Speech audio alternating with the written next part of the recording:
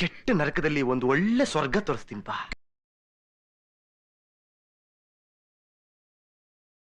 ನಮಸ್ಕಾರ ಕರ್ನಾಟಕ, ನಾನು ನಿಮ್ಮ ವಿಜಯ್. ಹೆಂಗಿದ್ರೆ ಎಲ್ಲರೂ ಸಕ್ಕತ್ತಾಗಿದ್ದೀರ ಅನ್ಕೊತಾ ಇದ್ದೀನಿ, ಸೂಪರ್ ಆಗಿದ್ದೀರ ಅನ್ಕೊತಾ ಇದ್ದೀನಿ. ಮತ್ತೊಂದು ಹೊಸ ಲಾಗ್ಗೆ ಸ್ವಾಗತ ಸುಸ್ವಾಗತ. ಇವತ್ತಿನ ಈ ಒಂದು ವಿಡಿಯೋ ಏನಪ್ಪ ಅನ್ನೋದಾದರೆ CSK ವರ್ಸಸ್ KKR ಮ್ಯಾಚ್ ಬಗ್ಗೆ ಮಾತಾಡೋಣ. ಇವತ್ತಿನ ಒಂದು ವಿಡಿಯೋ ನೋಡೋಕ್ಕಿಂತ ಮುಂಚೆ ಒಂದು ವಿಡಿಯೋನ ಹಾಕ್ತೀನಿ, ನೋಡ್ಕೊಂಬನ್ನಿ. RCB ಫ್ಯಾನ್ಸ್ ಬಗ್ಗೆ ಏನೇನೆಲ್ಲ ಆಡ್ಕೊತಾ ಇದ್ರು, ಇವಾಗ CSK ಫ್ಯಾನ್ಗಳ ಪರಿಸ್ಥಿತಿ ಏನಾಗಿದೆ ಅನ್ನೋದನ್ನು ಒಂದು ವಿಡಿಯೋ ಕ್ಲಿಪ್ನ ಹಾಕ್ತೀನಿ ಅಂತೆ. ಮ್ಯಾಚ್ ಮುಗಿದಾದ್ಮೇಲೆ ರಿಯಾಕ್ಷನ್ ವಿಡಿಯೋ ಇದಾಗಿದೆ. ಸೊ ತಪ್ಪದೆ ಅದನ್ನ ನೋಡ್ಕೊಂಡ್ಬಂದು ಅದು ನೋಡಿದಾದ್ಮೇಲೆ ವಿಡಿಯೋನ ಕಂಟಿನ್ಯೂ ಮಾಡಿ.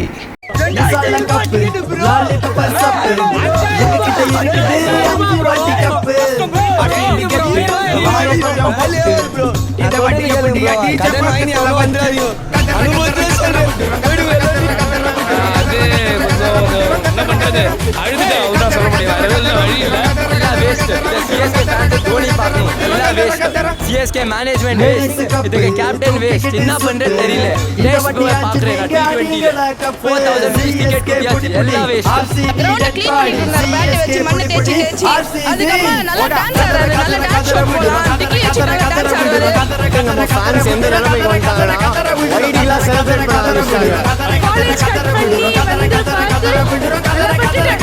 வேற பிளான் பசங்க வந்தால அச்சு லம்சம் பண்றாங்க. பாருங்க அவங்க பால்லாம் எங்ககிட்ட இருக்குது கம்பேக் வந்து ஆனா எல்லாம் கோ பேக் பண்ணிட்டாங்க. அந்த மாதிரி தான் சென்னை டீம் நாங்களும் கம்பேக்னு பாக்குறோம், ஆனா அவங்க கோ பேக் தான் பாக்குறாங்க. ராமமால போட்டுவாங்க எல்லாருக்கும். இப்படியே போயிட்டு இருந்த டீம் ஃபேன்ஸ் எல்லாம் யாரும் இருக்க மாட்டாங்க. இந்த மாதிரி விளையாடுறாங்க, அடிக்கவே மாட்டாங்க, யூனிட் காட்ட மாட்டாங்க. அப்படி இருந்துச்சுன்னா மேட்ச் இப்படி தான் இருந்துச்சு. பவர் பிளேல லோவஸ்ட் டோட்டல் IPL தான் லோவஸ்ட் டோட்டல் இந்த சீசன்ல. இதான் லோவஸ்ட் டோட்டல். இந்த வாட்டி ஆச்சு நீங்க ஆடிங்களா கப் CSK புடி RCB டெட் பாடி CSK புடி RCB ஓடா கதற கதற கதற விடுறோம், கதற கதற கதற விடுறோம், கதற கதற கதற பஸ் அந்த வந்து 7000 ஆயிடுச்சு. அது பரவாயில்ல, இவ்வளவு கேவலம் விளையாண்டுருக்காங்க. மனசு கஷ்டமா இருக்கு.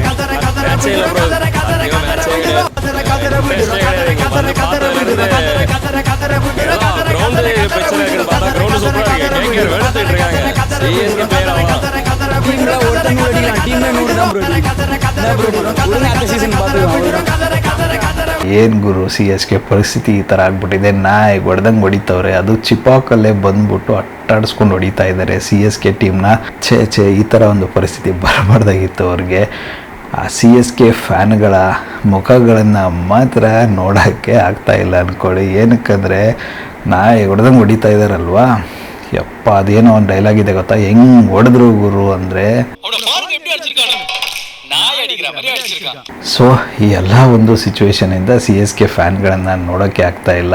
ಅದರಲ್ಲಿ ಬೇರೆ ಪಾಪ ಆಡಿರೋ 6 ಮ್ಯಾಚ್ಗಳಲ್ಲಿ 5 ಮ್ಯಾಚ್ಗಳನ್ನು ಸೋತಿದ್ದಾರೆ. ಬರೀ ಒಂದೇ ಒಂದು ಮ್ಯಾಚನ್ನು ಗೆದ್ದಿರೋದು. ಚಿಪಾಕಲ್ಲಿ ಆಡಿರ್ತಕ್ಕಂಥ ಎಲ್ಲ ಮ್ಯಾಚ್ಗಳನ್ನು ಸೋತಿದ್ದಾರೆ. ಓ ಮೈ ಗಾಡ್, ಸೀರಿಯಸ್ ಆಗಿ ಇಷ್ಟು ವರ್ಸ್ಟು ಸಿಚುವೇಶನ್ CSK ಟೀಮ್ಗೆ ಬರುತ್ತೆ ಅಂತ ನಾನು ಯಾವತ್ತೂ ಎಕ್ಸ್ಪೆಕ್ಟ್ ಮಾಡಿದ್ದಿಲ್ಲ. ಆಗಬೇಕಾಗಿತ್ತು, ಒಂದು ಸರ್ತಿ ಆಗಿದೆ. ಏನಕ್ಕೆ ಆಗಬೇಕಾಗಿತ್ತು ಅಂತ ಹೇಳ್ತಾ ಇದ್ದೀನಿ ಅಂದರೆ, ಫ್ಯಾನ್ಸ್ಗಳ ದುರಹಂಕಾರ ಅಂದ್ಕೊಳ್ಳಿ. ಏನು ದುರಹಂಕಾರದಿಂದ ಮೆರಿತಾ ಇದ್ರು. ಮೊನ್ನೆ ನಾನು ಲಾಸ್ಟ್ ಟೈಮ್ ಒಂದು ವಿಡಿಯೋ ಹಾಕಿದ್ದೆ ಗೊತ್ತಾ, ತೋರಿಸ್ತಾ ಇದ್ರು 5 ಕಪ್ ಇದೆ ಅಂದ್ಕೊಂಡೆಲ್ಲ. 5 ಕಪ್ಪು ಅಲ್ಲ, ಈ ಸರ್ತಿ ಚಿಪ್ಪು ಕೊಡ್ತವ್ರೆ. ಒಂದು ಮ್ಯಾಚನ್ನು ಗೆಲ್ಲಕ್ಕೈತಿಲ್ಲ. CSK ಅವರೆಲ್ಲ ಮುಂಚೆ ಫ್ಯಾನ್ಗಳು RCB ಸೋತಾಗ ಸೆಲೆಬ್ರೇಷನ್ ಮಾಡ್ತಾಯಿದ್ರು. ಇವಾಗ ನಾವು ಸೆಲೆಬ್ರೇಷನ್ ಮಾಡ್ತಕ್ಕಂಥ ಒಂದು ಟೈಮು, ಓ ಮೈ ಗಾಡ್ ಏನು ಕತೆ ಅಂದರೆ, ಲಾಲಿಪಾಪ್ ಅಂತ ಬಂದರು. ಪಾಪ ಲಾಲಿಪಾಪ್ನ ತಿಂದು ಕಡ್ಡಿ ಮಾತ್ರ ಉಳಿದು ಎಲ್ಲಿಟ್ಕೊಂಡ್ರು ಅನ್ನೋ ಥರ ಒಂದು ಸಿಚುವೇಶನಿಗೆ ತರ್ತಾ ಇದ್ದಾರೆ. ಯಾರ್ಯಾರು ಹೋಗ್ತಾ ಇದ್ದಾರೆ ಅಟ್ಟಾಡ್ಸ್ಕೊಂಡು ಹೊಡಿತಾ ಇದ್ದಾರೆ ಚಿಪಾಕಲ್ಲಿ. ನಿಜಕ್ಕೂ ನನಗೆ ನಗುನೇ ಬರ್ತಾಯಿದೆ ಅವರೊಂದು ಸಿಚುವೇಶನ್ ನೆನೆಸ್ಕೊಂಡ್ರೆ. ಪಾಯಿಂಟ್ ಟೇಬಲಲ್ಲಿ ಕುಸಿದ್ಬಿಟ್ಟು ಪಾತಾಳಕ್ಕೆ ಬಿದ್ದೋಗ್ಬಿಟ್ಟಿದ್ದಾರೆ ಅಂದ್ಕೊಳ್ಳಿ. ಓ ಮೈ ಗಾಡ್, ಇವತ್ತಿನ ಮ್ಯಾಚ್ ಅಂತೂ ಯಾವತ್ತೂ ಮರೆಯೋಕ್ಕಾಗಲ್ಲ. ನಮ್ಮ RCB 49 ರನ್ಗೆ ಆಲ್ಔಟ್ ಆದಾಗ ಹಿಗ್ಗ ಮರ್ಯಾದೆ ತೆಗೆದು ಮಾತಾಡ್ತಾಯಿದ್ರು. ಇವಾಗ ತಮ್ಮ ಒಂದು ಹೋಮ್ ಗ್ರೌಂಡ್ನಲ್ಲಿ 100 ರನ್ ಹೊಡಿಯೋದಕ್ಕೆ ತಿಣುಕಾಡ್ತಾಯಿದ್ರು. ಕಷ್ಟ ಬಿದ್ದು ಅದು ಪಾಪ ಶಿವಮ್ ದುಬೆ ಮತ್ತು ವಿಜಯ್ ಶಂಕರ್ ಬ್ಯಾಟಿಂಗಿಂದ ಹಂಗೋ ಹಿಂಗೋ 100 ರನ್ನನ್ನು ದಾಟಿದ್ರು. ಇಲ್ಲಾಂದರೆ ನಾನು ಅಂದ್ಕೊಂಡ್ಬಿಟ್ಟಿದ್ದೆ ಒಂದು 70 ಇಲ್ಲ 60 ರನ್ನಲ್ಲೇ ಆಲ್ಔಟ್ ಆಗಿಬಿಟ್ಟು ಮುಗೀತು ಗುರು, ನಮಗೂ ಒಂದು ಪಾಯಿಂಟ್ ಸಿಕ್ತು ಮಾತಾಡೋಕ್ಕೆ, ಸರಿ ಹೀಯಾಳ್ಸೋಕ್ಕೆ ಅಂತ ಅಂದ್ಕೊಂಡ್ಬಿಟ್ಟಿದ್ದೆ. ಬಟ್ ಪಾಪ ವಿಜಯ್ ಶಂಕರ್ 29 ರನ್ ಹೊಡೆದ್ರು. ಶಿವಮ್ ದುಬೆ ಅವರು 31 ರನ್ನ ಹೊಡೆದು ಹಂಗೋ ಹಿಂಗೋ ಮಾಡಿ 100 ರನ್ಗಳನ್ನು ದಾಟಿಸಿ 103ಕ್ಕೆ ತಂದು ನಿಲ್ಲಿಸಿದ್ರು. ಆದರೂ ಅತ್ಯಂತ lowest score of the season ಇಲ್ಲಿವರೆಗೂ ಇದು 103 ರನ್ನುಗಳು.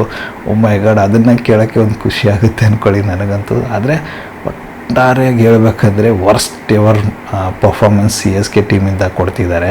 ಅದರಿಂದ ಪಾಪ ಫ್ಯಾನ್ಸ್ಗಳು ಯಾವ ಥರ ಆಗ್ಬಿಟ್ಟಿದ್ದಾರೆ ಅಂದರೆ ರೊಚ್ಚಿಗೆದ್ದು ಬೇಸತ್ತು ತಮ್ಮ ಒಂದು ಫ್ರ್ಯಾಂಚೈಸಿ ತಮ್ಮ ಒಂದು ಟೀಮ್ ಬಗ್ಗೆನೇ ಗಲೀಜಾಗಿ ಮಾತಾಡೋಕ್ಕೆ ಸ್ಟಾರ್ಟ್ ಮಾಡಿಬಿಟ್ಟಿದ್ದಾರೆ. ಹೆಂಗೆ ಬೇಕಂಗೆ ಬೈತಾ ಇದ್ದಾರೆ ಫ್ರ್ಯಾಂಚೈಸಿಗೆ. ಸೀರಿಯಸ್ ಆಗಿ ಅದನ್ನೆಲ್ಲ ನೋಡಿದರೆ ಏನು ಗುರು ಇವರೆಲ್ಲ ಫ್ಯಾನ್ಸ ಅನಿಸುತ್ತೆ. ನಮ್ಮ RCBನ ನೋಡ್ಬಿಟ್ಟು ಕಲಿಬೇಕು. ಗೆಲ್ಲಿ ಸೋಲ್ಲಿ ನಮ್ಮ ಫ್ರ್ಯಾಂಚೈಸಿನ ನಮ್ಮ ಟೀಮ್ನ ನಮ್ಮ RCB ಫ್ಯಾನ್ಸ್ ಯಾವತ್ತೂ ಬಿಟ್ಕೊಡಲ್ಲ. ಅದನ್ನು ನೋಡಿ CSK ಫ್ಯಾನ್ಗಳು ಕಲಿಬೇಕಾಗಿದೆ. ತುಂಬ ಅಂದರೆ ತುಂಬಾ ಕಲಿಯೋದಿದೆ ಅಂತ ಹೇಳಿದರೆ ತಪ್ಪಾಗಲ್ಲ. ಅದರಲ್ಲಿ ಬೇರೆ CSK ಲಾಯಲ್ ಫ್ಯಾನ್ಗಳು ಏನಿದ್ದಾರೆ ಗೊತ್ತಾ, ಕೆಲವೊಂದಿಷ್ಟು ಜನ ಅವರೇ ಓಪನ್ ಅಪ್ ಆಗಿ ಹೇಳ್ತಾ ಇದ್ದಾರೆ, ಗುರು ಇದ್ದರೆ ಫ್ಯಾನ್ಸು RCB ಥರ ಇರಬೇಕು, ಸೋತರು ಗೆದ್ದರು ಕೂಡ ಒಂದೇ ಲೆವೆಲಲ್ಲಿ ಅವರು ಅಕ್ಸೆಪ್ಟ್ ಮಾಡ್ಕೊತಾರೆ. ಅವರ ಒಂದು ಫ್ರ್ಯಾಂಚೈಸಿಗೆ ಅವರ ಒಂದು ಟೀಮ್ಗೆ ಅವ್ರು ಯಾವತ್ತೂ ಬೈಯಲ್ಲ, ಸೋತರು ಕೂಡ. ಅದೇ ನಮ್ಮ CSK ಫ್ಯಾನ್ಸ್ಗಳು ಏನಿದ್ದೀರಾ, ಗಲೀಜ್ ನನ್ನ ಮಕ್ಕಳು, ನೀವು ನಮ್ಮ ಟೀಮ್ಗೆ ಬೈದಾಡ್ಕೊಂಡು ಓಡಾಡ್ತಾ ಇದ್ದೀರಾ. RCB 17 ವರ್ಷದಿಂದ ಕಪ್ ಗೆದ್ದಿಲ್ಲ ಅಂದರೂ ಕೂಡ ಒಂದು ಲಾಯಲ್ ಆಗಿರ್ತಕ್ಕಂಥ ಫ್ಯಾನ್ ಬೇಸ್ ಏನು ಗಳಿಸಿದೆ ಗೊತ್ತಾ, ಅದಕ್ಕೆ ಅಪ್ರಿಷಿಯೇಟ್ ಮಾಡಬೇಕು. ನೀವೆಲ್ಲ ಒಂದು ಫ್ಯಾನ್ಸಾ ಅಂತೆಲ್ಲ ಅವರವರೇ ಬೈದಾಡ್ಕೊಳ್ಳೋ ಒಂದು ಪರಿಸ್ಥಿತಿಗೆ ಬಂದ್ಬಿಟ್ಟಿದ್ದಾರೆ ಅಂದ್ಕೊಳ್ಳಿ. ಅದಕ್ಕೆ ಹೇಳೋದವರು RCB ಇಸ್ RCB, ಏನಂತಾರಲ್ಲ, ಸುಮ್ಮನೆ ಎಲ್ಲ ಬಂದಿರೋದು ಇದು ಫ್ಯಾನ್ ಬೇಸು. ಹೆಮ್ಮೆಯಿಂದ ಬಂದಿರತಕ್ಕಂಥ ಒಂದು ಲಾಯಲ್ ಫ್ಯಾನ್ಸ್ಗಳಿದ್ದಾರೆ ನಮ್ಮ ಹೆಮ್ಮೆ RCBಗೆ. ಹಂಗೆ ಹಿಂಗೆ ದುಡ್ಡು ಕೊಟ್ಟು ತಂದಿರ್ತಾರಲ್ಲ ಆ ಥರ ಅಲ್ಲ ಗುರು.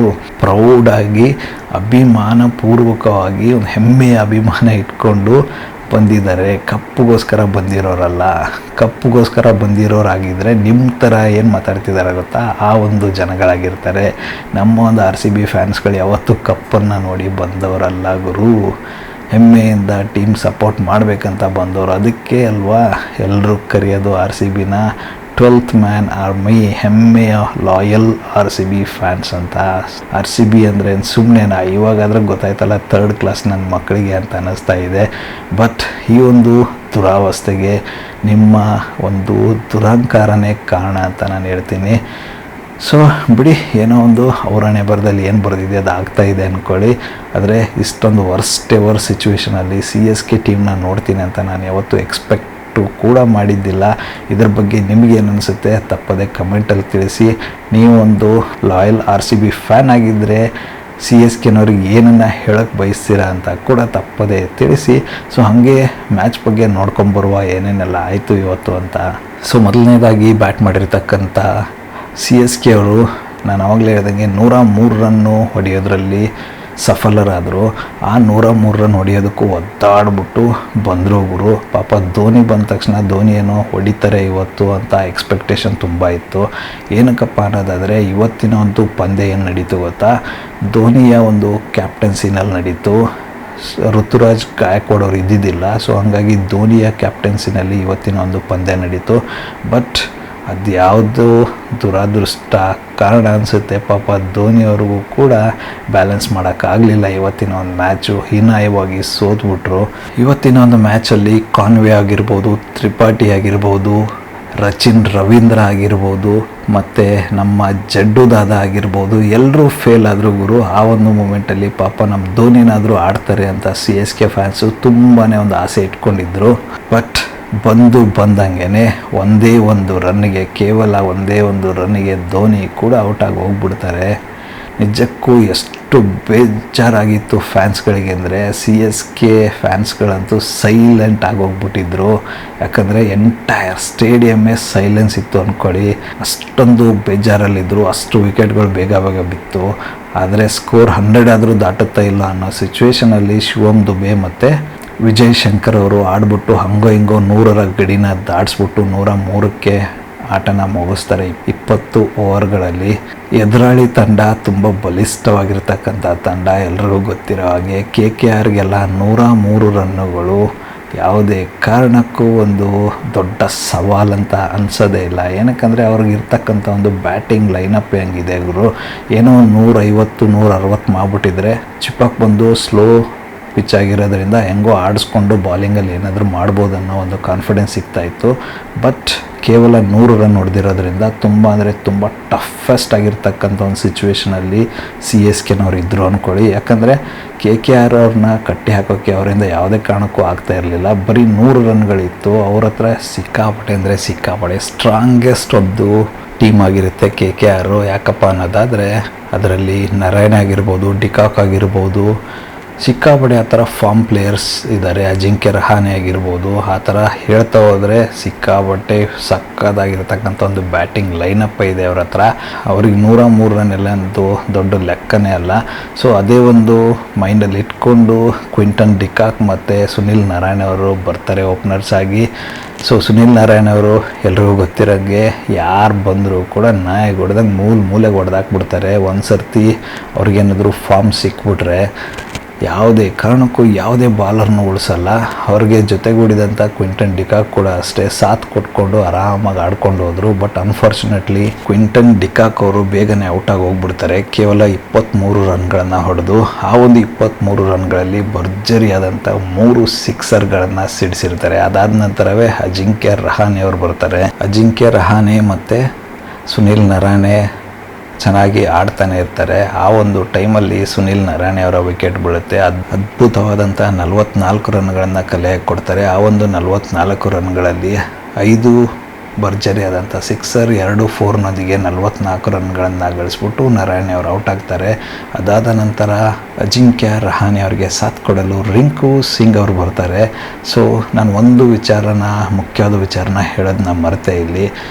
ಅಜಿಂಕ್ಯ ರಹಾನೆ ಯಾವ ಥರ ಪ್ಲ್ಯಾನ್ ಮಾಡ್ತಾರಪ್ಪ, ಇವತ್ತಿನ ಒಂದು ಪಂದ್ಯ ಆದರೆ ಹೆಂಗಿದ್ರೂ ಲೋ ಸ್ಕೋರ್ ಇದೆ, ಆದಷ್ಟು ಬೇಗ ಹೊಡೆದ್ಬಿಟ್ಟು ಮುಗಿಸಿದರೆ ನಮಗೆ ಪಾಯಿಂಟ್ಸ್ ಆದರೂ ಜಾಸ್ತಿ ಸಿಗುತ್ತೆ ಅಂದ್ಬಿಟ್ಟು ಯೋಚನೆಯಲ್ಲೇ ಫುಲ್ ಸ್ಪೀಡಾಗಿ ಆಡು ಅಂತ ಹೇಳ್ತಾರೆ. ಅದೇ ಒಂದು ತಲೆಯಲ್ಲಿ ಇಟ್ಕೊಂಡು ಕ್ವಿಂಟನ್ ಡಿಕಾಕ್ ಆಗಿರ್ಬೋದು, ಸುನಿಲ್ ನಾರಾಯಣ್ ಅವರು ಆಗಿರ್ಬೋದು ಆಡ್ಬಿಟ್ಟು ಔಟ್ ಆಗ್ತಾರೆ. ಅದಾದ ನಂತರ ರಿಂಕು ಸಿಂಗ್ ಮತ್ತು ಅಜಿಂಕ್ಯ ರಹಾನೆ ಅವರು ಜೊತೆಗೂಡಿ ಆಟನ ಮುಗಿಸೋದ್ರಲ್ಲಿ ಯಶಸ್ವಿ ಆಗ್ತಾರೆ. ಅದು ಜಸ್ಟ್ 10.1 ಓವರ್ನಲ್ಲಿ ಆಟನ ಮುಗಿಸ್ಬಿಡ್ತಾರೆ. 104 ರನ್ಗಳನ್ನು ಹೊಡೆದು ಯಶಸ್ವಿಯಾಗಿ ಗೆದ್ದು ಬೀಗ್ತಾರೆ ಅಂದ್ಕೊಳ್ಳಿ. ಅದು ಚಿಪಾಕ್ ಮೈದಾನದಲ್ಲಿ KKR ಅವರು ಚೆನ್ನೈನ ಹೊಡೆದು ಬೀಗ್ತಾರೆ. ಸಖತ್ತಾಗಿರ್ತಕ್ಕಂಥ ಒಂದು ಲೋ ಸ್ಕೋರ್ ಮ್ಯಾಚಲ್ಲಿ ಅದ್ಭುತವಾದಂಥ ಬ್ಯಾಟಿಂಗ್ ಪ್ರದರ್ಶನ ನೀಡಿ 10.1 ಓವರ್ಗಳಲ್ಲಿ ಚೆನ್ನೈನ ಹೊಡೆದು KKR ಅವರು ಗೆಲ್ತಾರೆ ಅಂದ್ಕೊಳ್ಳಿ. ಒಟ್ಟಾರೆಯಾಗಿ ಪಂದ್ಯ ಮಾತ್ರ ಸಕ್ಕತ್ತಾಗಿತ್ತು. ಬೌಲಿಂಗ್ ಸೈಡಲ್ಲಿ ನೋಡಿದ್ರಂತೂ KKR ಅವರು ಸಖತ್ ಕ್ರೇಜಿಯಾಗಿ ಆಡಿಸಿದ್ರು. ಸಿಕ್ಕಾಪಟ್ಟೆ ಸೈಕಾಗಿ ಆಡಿಸಿದ್ರು ಅಂತ ಹೇಳಿದರೆ ತಪ್ಪಾಗಲ್ಲ. ಅದೆಲ್ಲದರ ಒಂದು ಬೆನಿಫಿಟ್ ಇವತ್ತಿನ ಒಂದು ಪಂದ್ಯ ವಿನ್ ಆಗಿರೋದು ಅಂತ ಅಂದ್ಕೊಳ್ಳಿ. ಒಟ್ಟಾರೆಯಾಗಿ ಹೇಳಬೇಕನ್ನೋದಾದರೆ ಚೆನ್ನೈ ಫ್ಯಾನ್ಸ್ಗಳಿಗೆ ಮುಖಭಂಗದ ಮೇಲೆ ಮುಖಭಂಗ ಆಗ್ತಾ ಇದೆ, ಅದು ಚಿಪಾಕ್ನಲ್ಲೇ. ಸೊ ಇವಾಗಲಾದರೂ ಅವರ ಒಂದು ಮನಸ್ಥಿತಿ ಚೇಂಜ್ ಆಗಿ ಅವರಲ್ಲಿರ್ತಕ್ಕಂಥ ದುರಹಂಕಾರ ಕಮ್ಮಿ ಆಗುತ್ತಾ ನೋಡಬೇಕಾಗಿದೆ. ಸೊ ಇನ್ನು ಉಳಿದ ಮ್ಯಾಚಲ್ಲಾದರೂ ಏನಾದರೂ ಚೇಂಜಸ್ ಮಾಡಿಕೊಂಡು ಗೆಲ್ಲೋ ಪ್ರಯತ್ನ ಮಾಡ್ತಾರೆ ಅಟ್ಲೀಸ್ಟ್ ಚೆನ್ನೈಯವರಂತ ಕಾದು ನೋಡಬೇಕಾಗಿದೆ. ಇದಿಷ್ಟಾಗಿರುತ್ತೆ ಇವತ್ತಿನ ಈ ಒಂದು ವಿಡಿಯೋ. ಇವತ್ತಿನ ಒಂದು ಮ್ಯಾಚ್ ಬಗ್ಗೆ ಮತ್ತು ಚೆನ್ನೈನ ಈ ಒಂದು ದುಸ್ಥಿತಿಯ ಬಗ್ಗೆ ನಿಮ್ಮ ಒಂದು ಅಭಿಪ್ರಾಯ ಏನು ಅಂತ ಕಮೆಂಟಲ್ಲಿ ತಪ್ಪದೇ ತಿಳಿಸಿ. ಮತ್ತೆ ಸಿಗುವ ಮತ್ತೊಂದು ಹೊಸ ವಿಡಿಯೋದೊಂದಿಗೆ. ಅಲ್ಲಿವರೆಗೂ ಎಲ್ಲರೂ ನಗ್ತಾಯಿರಿ, ನಗಿಸ್ತಾಯಿರಿ, ನಗ್ತಾಯಿರಿ. ಜೈ ಹಿಂದ್, ಜೈ ಭಾರತ್, ಜೈ ಕರ್ನಾಟಕ, ಜೈ RCB, ವಂದೇ ಮಾತರಂ.